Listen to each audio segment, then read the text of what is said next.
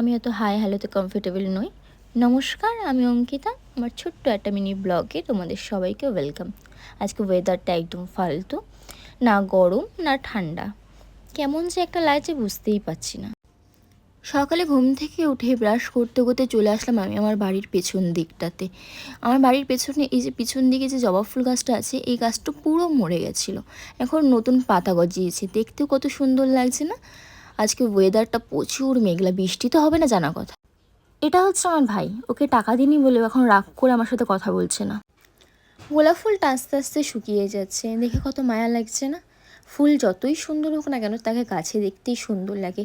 বাড়িতে নিয়ে তুমি যতই সুন্দর করে ওকে সাজিয়ে রাখো, ও একদিন না একদিন নষ্টই হয়েছে। ওয়েদারের সাথে সাথে আজকে মুডটাও যেন কেমন একটা লাগছে, তাই ভাবলাম একটু গান চালিয়ে শোনা যাক। আর যেমন ভাবা তেমন কাজ।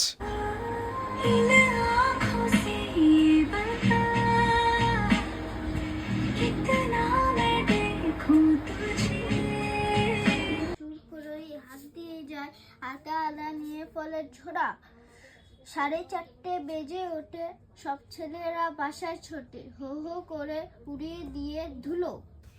এই যে সেই সহজপাঠ বই, যে বই আমাদের বাঙালিদের মধ্যে কেনা পড়েছি আমরা। ভাইকে যখন এখনও পড়াই, আমি যখন দূর থেকে ওকে বলে দিই, ও বলে তুই কি করে জানলি, তোর কি করে মুখস্থ, তুই কি এই বই পড়েছিস। এদিকে আমি স্নান করে এসে পুজোটা সেরে ফেললাম।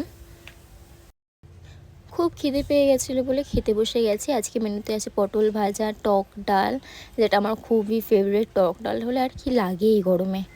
এখন আমার হয়ে গেছে সব কিছু ডান, আর এখন আমার কাজ হলো ঘুমিয়ে পড়া। ওকে, টেক কেয়ার, টাটা, বাই।